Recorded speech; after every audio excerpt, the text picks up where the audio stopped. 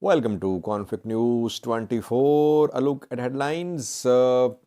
Firstly, in Luanda, Angola, a mini summit is ongoing to resolve the conflict in East Congo. Regional leaders are there. Paul Kagame, Rwandan president, was invited, but he is not there. A draft declaration is being circulated. What is happening there? Secondly, M23 fighters issued a statement today warning that there could be a genocide of Tutsis in Congo. Secondly, Turkey Kurd conflict. Turkey today shared details about how many targets have been hit by Turkish forces in Iraq and Syria since Sunday. And Erdogan spoke about when Turkey will launch ground operation in Syria. And thirdly, Russia-Ukraine conflict. EU today adopted a resolution declaring Russia as a sponsor of terrorism. What did Russia say in reply? And Russian forces have at last entered Marinka on Donetsk front after weeks of fighting. At last, Russians are in Marinka. Firstly, viewers, East Congo conflict, where M23 fighters are advancing towards Goma, towards other places. And a regional effort is being made to find a political solution. If it fails, we could see a regional military counteroffensive on M23 Congolese opposition fighters, mainly in North Kivu province of Congo. Regional players are involved in this conflict, in conflict resolution, and some say in the worsening of the conflict. Regional players are involved like Uganda and Rwanda. So in Angola, in Luanda city, a mini summit is underway with participation of regional leaders. Felix Tshisekedi, Congolese president, is there. Joao Lourenço, Angolan president, obviously hosting the talks. From Burundi, there is Burundian president there, Evariste. From Rwanda, Paul Kagame is not attending the talks. Rather, on behalf of Paul Kagame, Vincent Beruta, who is Foreign Affairs Minister of Rwanda, is attending the talks ongoing in Angola. And Uhuru Kenyatta, former Kenyan president and East Africa Community Facilitator for resolution of East Congo conflict, is there too. It's a very important point that Paul Kagame is not there. Does it mean that Paul Kagame is not interested in finding a diplomatic solution to the conflict in East Congo? Congo accuses Paul Kagame's government of backing M23 fighters, and Congo recalled its envoy from Rwanda a few weeks ago, and Congo expelled Rwandan ambassador too. So talks underway, mini summit underway in Luanda. A draft declaration is in circulation, which is not final declaration. It is just a draft declaration. So we'll have to wait to see the final declaration, which could be released in coming hours. The draft declaration states that the two sides have agreed on cessation of hostilities starting from the 25th of November, 6 p.m. and that M23 fighters will start withdrawing from the areas starting from Sunday, and they'll withdraw to their initial position in Sabyinyo. And that direct talks will be held between Congo and Rwanda. But again, these 3 points are mentioned in draft declaration which is under consideration. It has not been approved so far. By the way, who is representing M23 fighters in Luanda? I don't think that any M23 representative is there. Congo's government's position is that it will not be involved in any talks with M23 fighters until M23 fighters withdraw from newly captured areas. Major Willy Ngoma is not in Angola, or some other M23 spokesperson or representative is there. So who is representing M23 fighters in Luanda? It's not clear. In coming hours, we'll try to update you what happened in Luanda. Let's hope that this peace initiative of Angola succeeds. Otherwise, if the initiative fails, we could see another round of talks in Nairobi. If the two initiatives failed, we could see start of regional military offensive against M23 fighters. Before that, regional players are trying to avoid direct confrontation, military confrontation with M23 fighters. Kenyan troops have arrived in Goma. Burundi's troops are in South Kivu. Uganda announced to send troops to Kivu, North Kivu as well, but UPDF troops have not arrived in, new troops, they have not arrived in Congo so far. Secondly, viewers, M23 fighters movement issued a statement today warning that there could be genocide of Tutsis in Congo. The statement claims that Tutsis living in Masisi, situated to the west of Goma, are being told that they must gather in medical centers and parishes. And if anyone fails to report in these centers, it means that he or she would be a member of M23 fighters.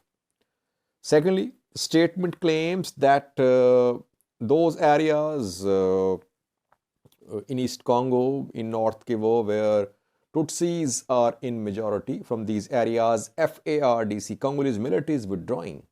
And FDLR, Rwandan opposition, Hutu armed faction, and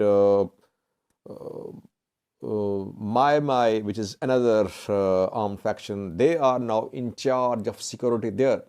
And these militias could commit genocide of Tutsis in the areas from where FARDC has withdrawn.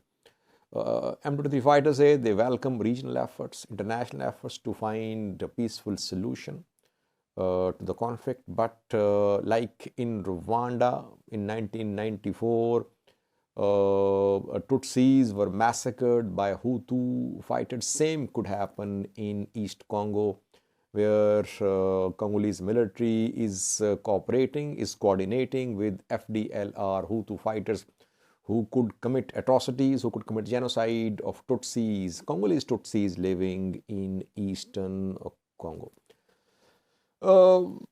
This issue has several aspects.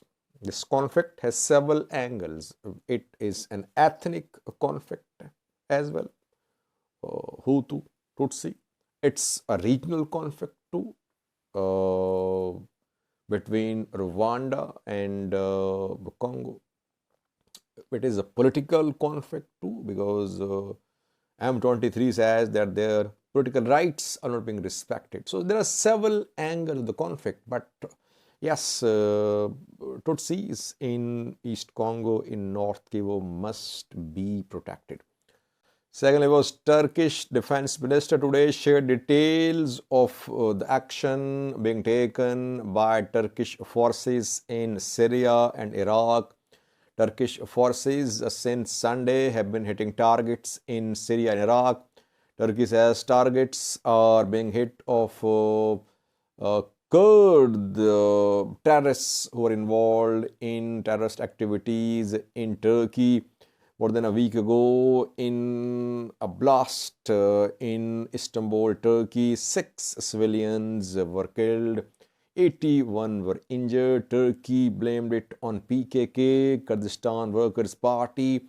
After that, Turkey launched an air campaign against Kurds who live in Syria on Turkey-Syria border and in Iraqi Kurdistan. We have seen airstrikes by Turkish fighter jets in Iraqi Kurdistan and in Syria. And Hulusi Akar, a Turkish defense minister, confirmed that around 500 targets have been hit by Turkish forces in Syria and Iraq since Sunday. And 254 terrorists have been neutralized, Hulusi Akar said, though local sources say that some civilians have been killed as well in these airstrikes and drone strikes.